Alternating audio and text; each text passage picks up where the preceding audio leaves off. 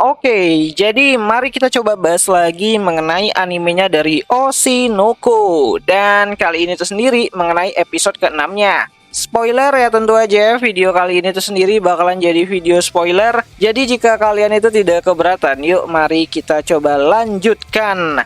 Nah, jadi setelah semua persiapan untuk pementasan nantinya telah selesai ya, pada episode ke-6 nantinya kita akan disuguhi oleh pertunjukan dari pementasan teater Tokyo Blade. Dimulai dari prolog yang menceritakan Himekawa yang memerankan karakter dari Blade akan bertemu dengan karakter yang diperankan sama si Arima Kana, lalu membuat serikat bersama dengan Melt, di mana trio ini nantinya akan menuju ke ibu kota untuk menyatukan Jepang di zaman dulu. Nah, hal menarik pada bagian awal ini adalah mengenai pertarungannya si Komoshida dan juga Melt ya dalam beradu akting, di mana semua orang termasuk Raida sendiri mempertanyakan kenapa Kaburagi mau menyertakan Melt pada pertunjukan yang penting ini, di mana baik Raida maupun semua orang hanya menganggap Melt hanyalah artis yang jualan tampang doang.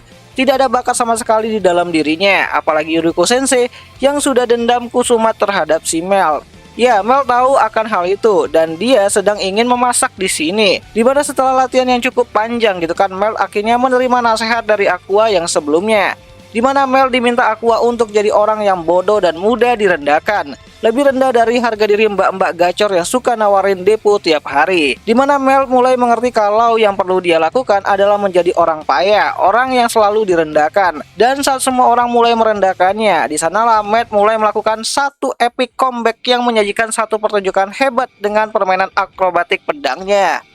Orang yang payah tiba-tiba saja menampilkan sesuatu yang luar biasa. Boom, pasti itu akan jadi satu momentum untuk para penonton. Seperti ingin berkata, gila pura-pura nggak bisa acting ternyata sepuh nih lagi merendah gitu. Setidaknya acting akrobatik tersebut mencuri perhatian penonton di dalam teater. Bahkan Raida saja sambil menarik kembali perkataannya mengenai Melt. Dan itu juga membuat Yuriko Sensei menangis haru. So, selain acting dari Melt yang memukau di atas panggung, acting Akane yang ingin lebih baik dari Kana juga akan kita lihat pada episode ke-6-nya nanti, di mana Akane dengan penuh kemampuannya mencoba untuk mendominasi panggung saat beradegan dengan Arima Kana.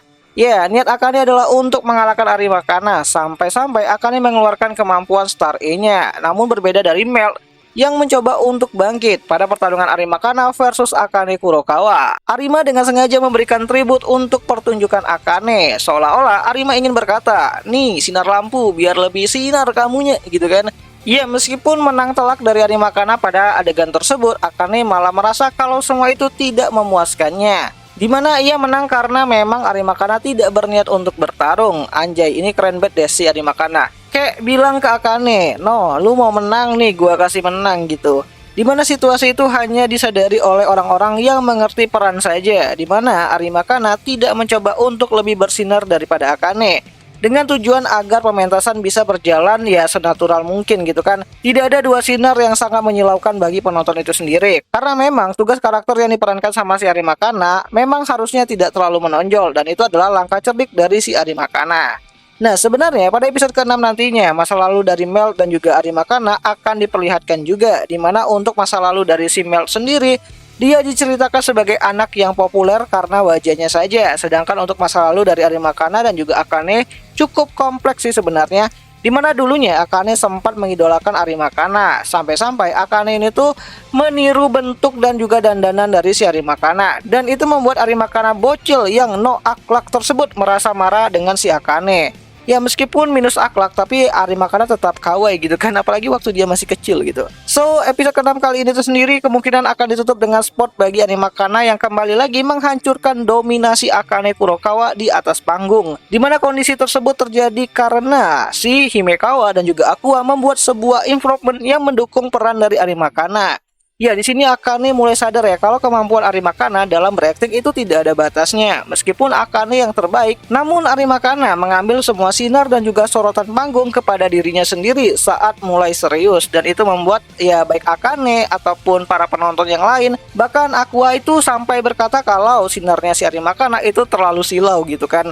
Ya, mungkin kalau dalam mode congkaknya, Arima bakalan berkata, nih tutor de Akane gitu kan. Dimana semua hal itu harusnya bisa kita lihat ya pada adaptasi episode ke-6 pada animenya si Oshinoko itu sendiri yang bakalan kembali tayang nanti pada tanggal 7 Agustus 2024. Nontonnya di mana ya? Tentu aja nontonnya itu di aplikasi Beastation lah gitu kan. Tempat nonton anime kesayangan kita semua, walaupun ya rada-rada premium sih.